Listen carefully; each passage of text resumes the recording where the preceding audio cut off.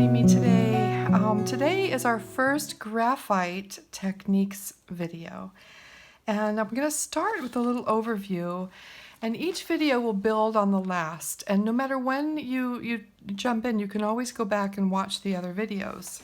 So I'm going to start by talking about graphite. And you know, drawing is really the foundation of everything we do as an artist.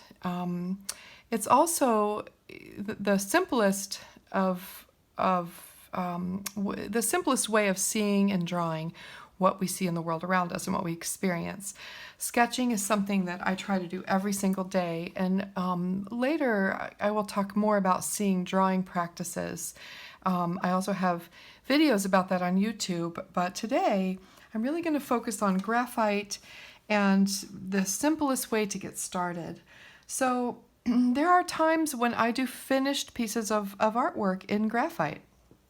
And there are also times when I'm making a watercolor painting from simple to complex, and I always begin with graphite, okay?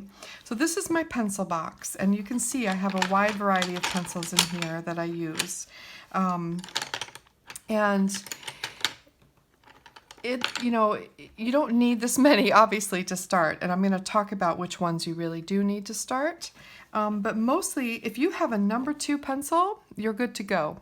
You're good to go. But there are other pencils that we can use to make our job a little bit easier. So when I decide to use graphite for a drawing, I am usually looking for a sort of soft precision to portray my subject. It's the medium that I choose most often, and there is nothing like it for a subtle rendering that allows like a delicate quality of line and tone without losing the possibility of sharp and fine detail. So graphite can be really soft and dreamy, but it can also be very precise, okay? I find graphite to be a very malleable medium, second only to charcoal. And charcoal is something we might get into here as well. But it is very forgiving, and of course we can erase it, right? I mean, we have erasers to help us with our graphite drawings, and that is a really important thing, I think, as we're learning. With the right techniques, graphite can help us to create drawings with a sense of tender realism that carries great presence. And there are some things that we can learn to do to help us achieve that tender realism and that presence in our drawing. So as with any drawing medium, there are as many ways to approach a graphite drawing as there are artists who use it. So we all have our own way with things, but it's important that we learn some basic techniques, right? We all eventually will find our own method, and even that can change depending on the subject we have chosen to draw.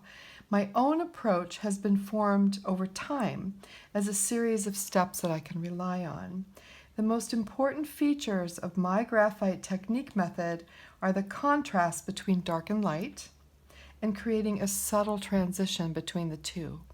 The other thing that's really important to my technique is that I always use a very delicate touch so that the texture of my paper is there. I'm never covering up that texture of paper. So I always have a little bit of this light coming through, and I find that really beautiful. So for this to happen, we have to understand the difference between line and tone, okay, or value. So when we think of drawing with a pencil, we often think of drawing a line to give shape to our subject. And I always begin my drawings with a line drawing, okay? But once I have that outline on the paper, I tend to immediately turn it into tone or value. So lines, it's the outline, help us to place our subjects on the page in correct proportions and perspective, but it's those subtle transitions between shadow and light that help us create the illusion of a three-dimensional object on our paper. So when we look at like a pear or a cup or a stone sitting on our table, we can notice that there is no true outline to our subjects. Outlines really do not exist, okay, in natural subjects. But our brain tells us that there's a shape in front of us, all right? Our first reaction is to capture that shape, right? But we can also see that the contour of this stone, all right, continues around to parts of the objects that our eyes can't see. So we have this subtle transition between the surface that we see, and as it bends around, we know that there's a backside to this. Okay, so there's not truly an outline to this object. And that's an important thing, I think, to understand, and that sometimes we forget, and our brains are really, really smart. And our brains tell us, for instance, that this heart-shaped rock is flat and it can sit on a surface of a table or on our hand. And so we want to define that. But really we're dealing with a three-dimensional object. So we want to rely on more than just line. Okay? So, of all of the mediums that I've worked with over my career, graphite is definitely my favorite. There is something that's really subtle and delicate, and it has this beautiful silvery line. It can be so crisp, and yet it can smudge under my fingers to impart this sense of softness and delicacy that I have not been able to achieve with any other tool. So I turn to graphite when my subject calls for quietness and delicate rendering. But it's also the foundation for all of my work in ink and in watercolor, and I consider it the foundational medium for all forms of art. So it's really good to become familiar with graphite, okay? So we have many, many types of pencils available to us, many, many ways to use graphite. And the way that I use it the most, and that we're going to talk about today, is in a wood encased pencil like this. Okay, there's also mechanical pencils and lead holders and big sticks of graphite and graphite powder, but we're going to focus on graphite pencils. And the supplies that we need for drawing in graphite are very simple and very few. But I like to stress quality over quantity. If we keep things simple, we can learn to focus more on our technique because we grow so accustomed to our few chosen supplies that using them becomes intuitive instead of a constant decision of what tool to use for a specific technique. So I have tried many, many types of pencils over the years, and there are so many excellent brands. Quite honestly, even a basic number 2 pencil that you get at the grocery store is fine. You can make beautiful art with it. But these are 3 brands that I really, really enjoy. And the first one is by Faber-Castell. It's called the Castell 9000. All right, it's this range of pencils, I think it starts at like 8H and it goes all the way through 9B, and we'll talk about that in a moment. But it has a wide range, and there's truly a difference between each pencil, which is hard to find because sometimes you'll find a brand of pencils that comes in a wide range, but there isn't a lot of difference between them, and there isn't a lot of consistency. And this brand is always consistent, and it's just a wonderful, wonderful graphite pencil. Another one that I really like is the Tombow Mono, okay, homograph. And these also come in a wide range of hardnesses, I think all the way from 10B to 10H. All right, Tombow. It's a Japanese-made pencil. And then this one is called Koh-i-Noor Hardtmuth, Hardtmuth. And these are the 1500 series. And I find these also very, very reliable and of excellent quality. So I have here, we're going to just stick with our HB pencil for right now.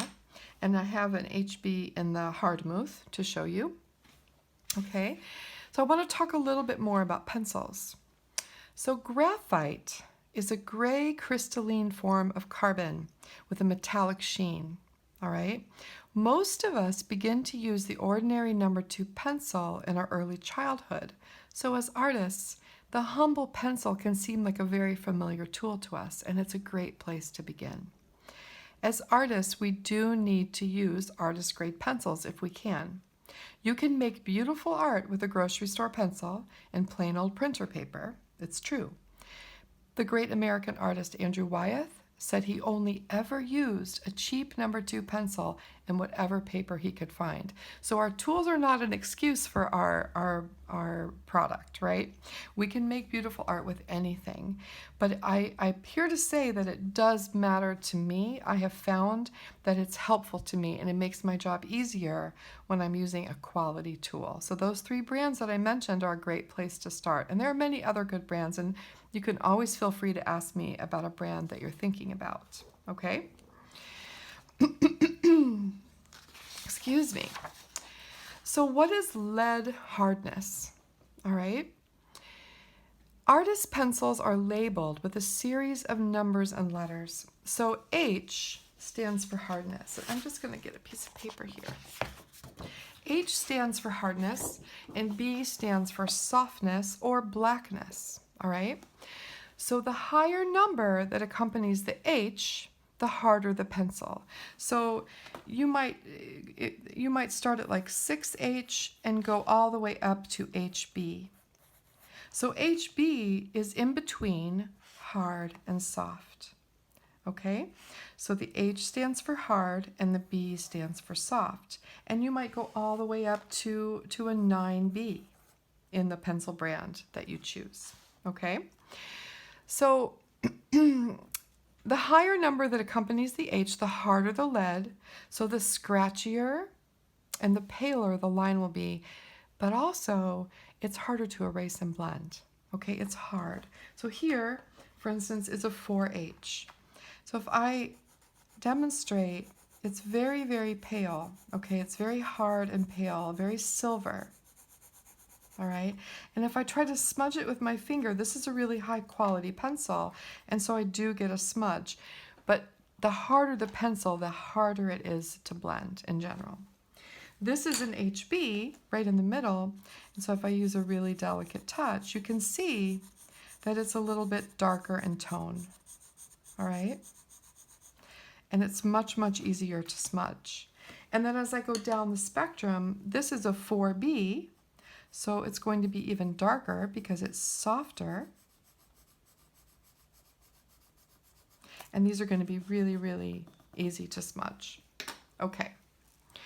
So using the appropriate lead hardness can greatly improve the look of our drawings. The best reason for using a variety of lead hardnesses is to be able to achieve a lighter and a darker line with a very delicate touch. When we draw, we want to use the lightest pressure possible so that we do not embed the graphite into the paper, develop a sheen by pressing too hard, or score the paper with a very sharp lead. When we use a delicate touch, we also are preserving the textural quality of the paper that we use. This is really, really important. Okay, we'll discover later when I'm talking about paper choice. So to keep my mark making very delicate, I imagine the tip of my pencil is a feather and I am simply tickling the paper with an angel kiss. Okay, so so if I press like normal, like I would be writing, it would be hard like this. But when I'm drawing, I'm using a very delicate touch. So my tip of my pencil is just grazing my paper. And I'm gonna go hard here and soft here. And I'm gonna stop right now, make a little bit more for you. I'm gonna stop right now and take a photograph of this so you can see it up close and how you can see the texture of the paper coming through. Whereas when I press hard, like I would if I was writing a note, the texture of the paper disappears, okay?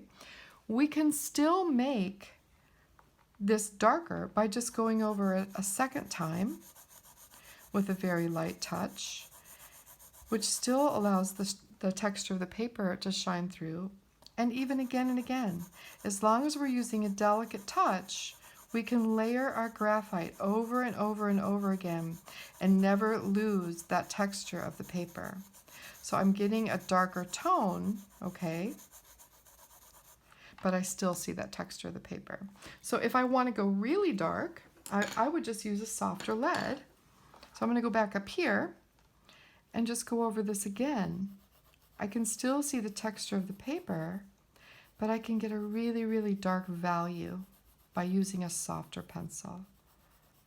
So I'm going to stop the video and just take a picture of this for you so you can see it up close. Okay, so I got another pad of paper here. This is a paper called Arches Esquisse. It's a sketch paper from Arches, and it has a laid finish. And what that means is that it has a little bit of a texture that's sort of linear. I'll show you in a minute. It's 70 pounds and it's 75% cotton. And you can find this at most online art supplies. What I recommend is that you get some kind of paper with either a laid or a vellum finish, something with a little bit of texture to begin. Cotton paper is really, really wonderful to use. It's not necessary, okay? If you only have a regular sketch paper, that is absolutely fine. But I'm just showing you what I really prefer. All right, so this is a laid finish. And before we go on, I want to talk a little bit about pencils one more time. So I recommend either just using an HB pencil, which is a number 2 pencil. Okay, anything that you have in your house is fine. If you have artist pencils, what I recommend is that you get a 4H.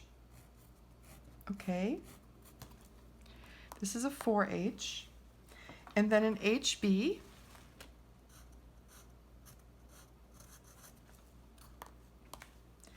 And then a 2B, and also a 6B. And with these 4 pencils, you can get the widest variety of tone and value in your work. You can also, again, just use a number 2 pencil or an HB pencil. But if you want to try different lead hardnesses, these are the ones that I recommend to begin.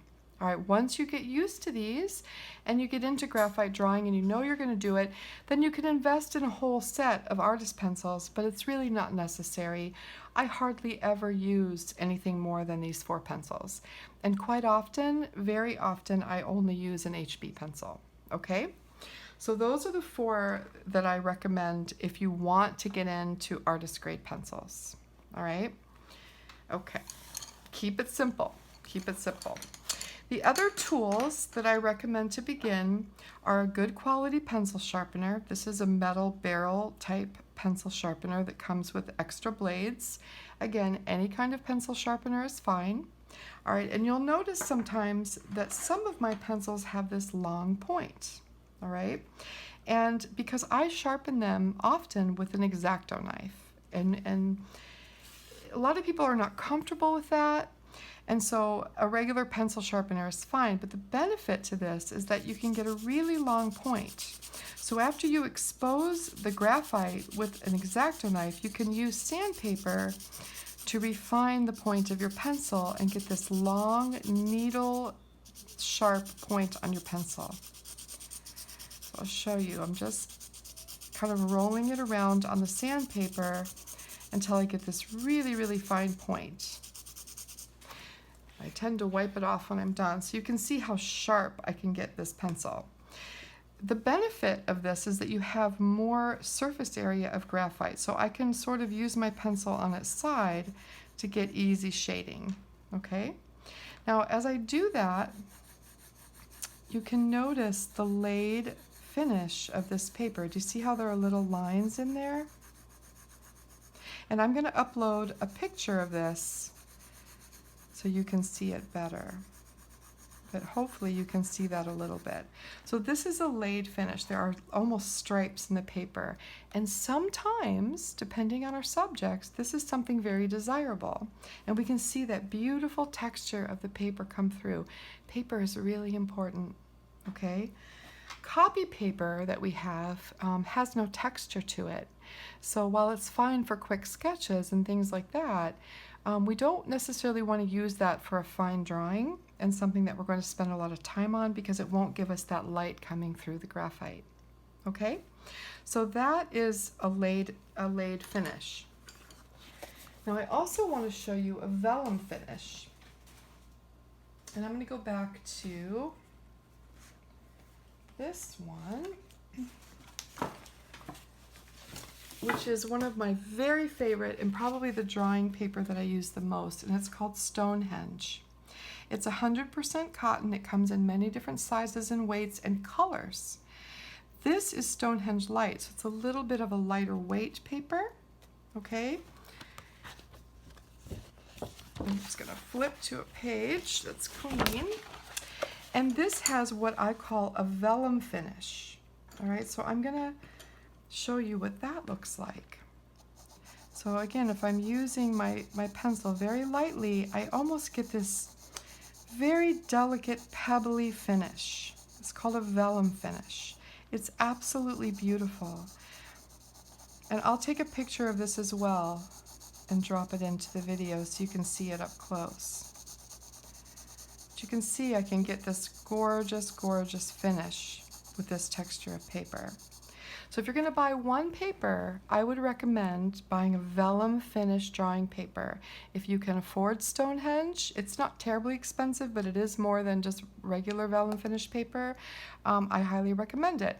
But just try to find a drawing paper, a paper made for drawing that has a vellum finish. You can also try a laid finish, but if you're going to get one over the other, I recommend a vellum finish. And it's spelled like this. Let me get it darker. V-E-L-L-U-M. Okay? And most drawing papers, artist quality drawing papers, have a vellum finish. All right? So what I want to do now that you know a little bit about pencils and a little bit about paper, and we'll go more into this as time goes on, but this is really, it's good to keep it simple in the beginning. It's really, really important to keep it simple so we don't get overwhelmed. So whatever paper you're using, whatever pencils you're using, I want you to do some exercises. And these are things that you can do over and over again, all right? And I want you to practice just putting pencil on paper.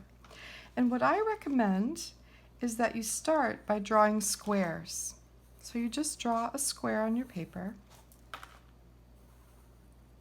And with the most delicate touch, okay, this is an HB pencil, you can start in one corner and just go back and forth and lightly graze the paper with your pencil to get the lightest value possible.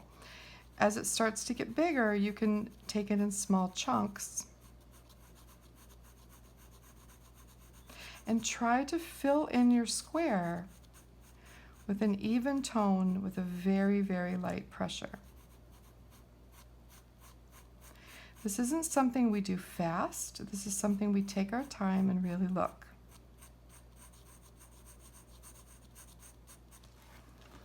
Don't worry if you go out of the lines. That's not important right now at all. What's important is that you're just filling it in with the lightest tone possible.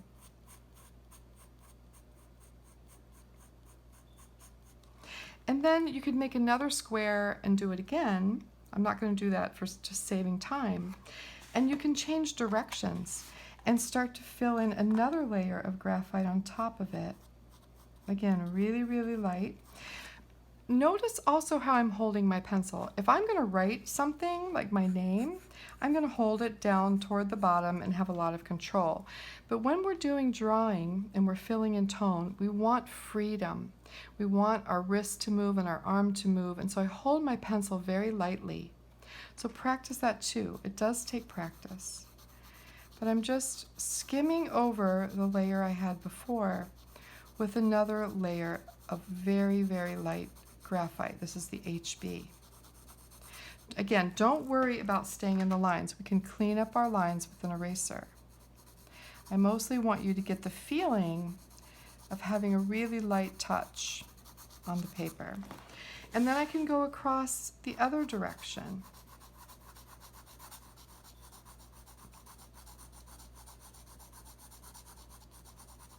And I can go on and on. And each layer that I add is going to give me more color, more depth of value, all right? Then I can go back and I can clean up my edges later with an eraser, if I want to. It's not even necessary, but if you want it to look nice and square.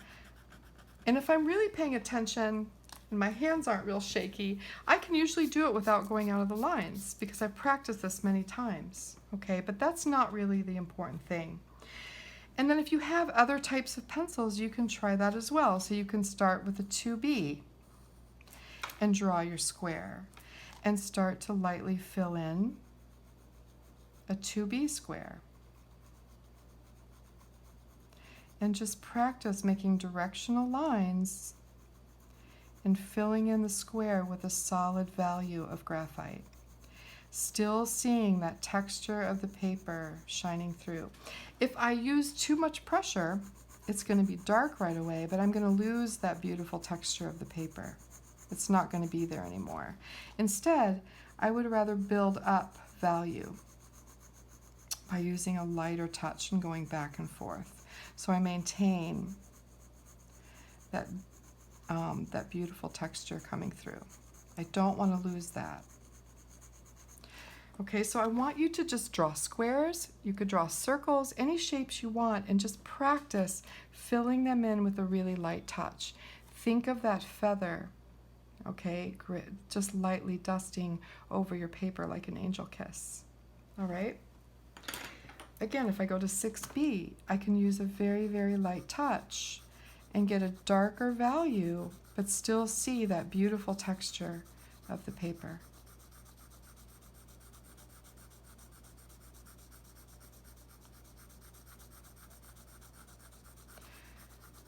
Okay, I can even,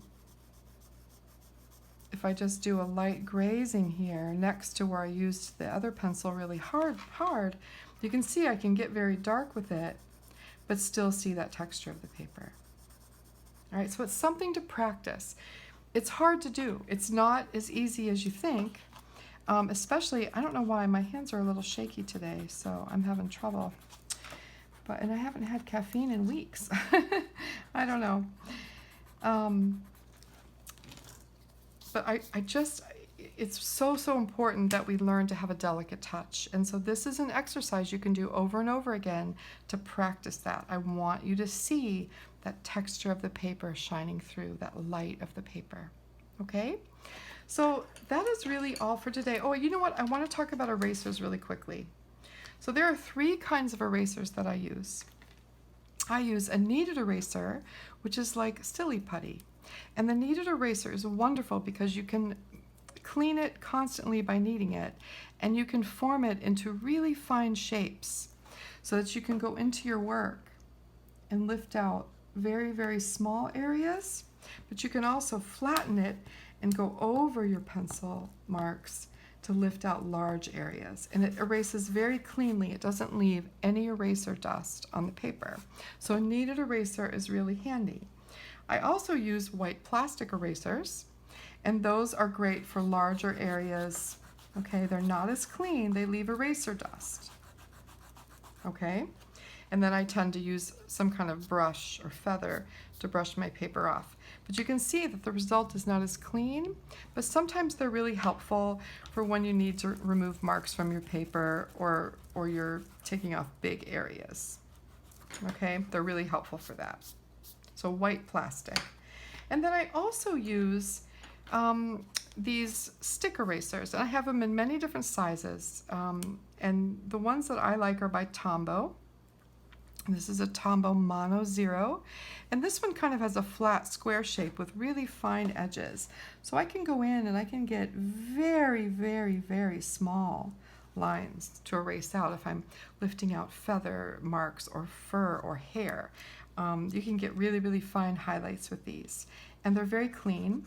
They do leave a tiny bit of eraser dust, but nothing like the white plastic eraser. So these are really, really handy as well. Okay? So that's really all for today. Those are, it might seem like a lot, but really all we talked about is the qualities of graphite, how we can choose different hardnesses from hard to soft, okay, to get light to dark without pressing too hard on our pencil and getting a dark, a hard line, losing that texture of the paper. This is an HB. Instead, I can go really softly with a 6B and get the same value, but maintain that light of the paper. All right. The other thing too is when we use graphite too strongly and we press hard to make it darker, graphite gets shiny. And so instead of getting darker, it's going to reflect light and actually appear lighter. So it's always very important to not press hard. We really want to learn how to have that delicate touch. I'm going to go back. This is my 4H. This is the lightest pencil that I usually use, the hardest. And if I'm grazing my paper, I can get such a fine, delicate shade of silver, but still see that texture of the paper coming through. Okay? So grab some pencils, get them sharp, find the erasers that you have. If you want to buy some supplies, I'll leave a little list of everything at the end of the video. And practice making delicate marks on your paper, filling in squares, filling in circles, trying to find that delicate touch that you need to allow the texture of the paper to shine through. And that's all for today.